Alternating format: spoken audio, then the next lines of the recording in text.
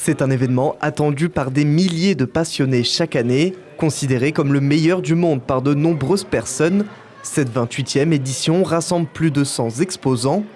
Sur le site historique du COSEC, les meilleurs photographes sont réunis et les foules admirent les clichés.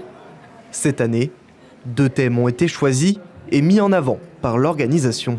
Le premier, c'est celui de l'exploration.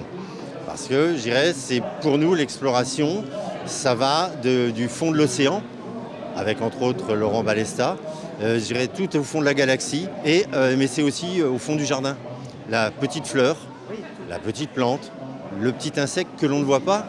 Et l'exploration, voilà, elle commence au pas de sa porte et elle va au fin fond de l'univers, au travers les continents. La photo qui a été primée cette année, c'est une photo que tout le monde peut faire parce qu'elle est simple, c'est un environnement qui est à proximité de chez soi. On n'est pas obligé d'aller en Afrique, en Asie ou au fin fond de l'Antarctique. C'est à la portée de tout le monde à partir du moment où on a un regard, un œil, un peu de talent aussi, je pense. Et ça, pour nous, c'est important. Sous le chapiteau, il y a d'autres photographes et des animations pour les écoles du secteur. Pour une bonne partie des artistes, c'est aussi l'occasion de faire découvrir leurs clichés. Je trouve qu'il y a une vraie richesse dans toutes les expositions qui sont présentées. Il y a des choses très très variées et que c'est un festival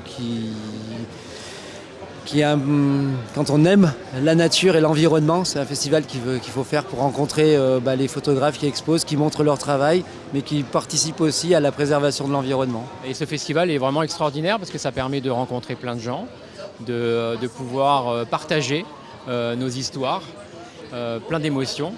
Et ça permet aussi, nous en tant que photographes, de voir d'autres aussi photographes qu'on ne connaissait pas forcément. Ce festival, ce n'est pas seulement quelques salles, mais 16 lieux à travers toute la ville de Montier-en-Der et la zone du lac du Der, de l'abbatiale au jardin, en passant par la mairie.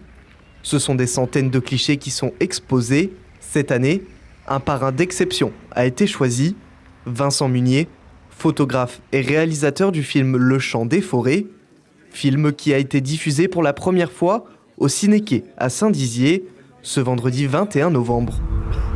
C'est quoi ton meilleur souvenir? C'est comme j'ai vu pour la première fois le grand tétra. Ça a été un grand moment, ouais.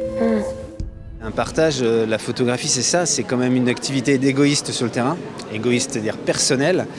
Et puis le fait de figer des choses et de le partager par les photos, par des livres, par des films, moi en l'occurrence, maintenant, c'est une invitation au partage. Parce que c'est clair et net qu'on est dans un monde où on manque cruellement de poésie, de sensibilité, d'empathie envers les autres êtres vivants. Donc ça, c'est hyper important. Je suis ravi de présenter ce film qui m'est cher, plus que La Panthère encore, c'est différent, mais c'est avec mon père, mon fils, c'est une histoire de transmission.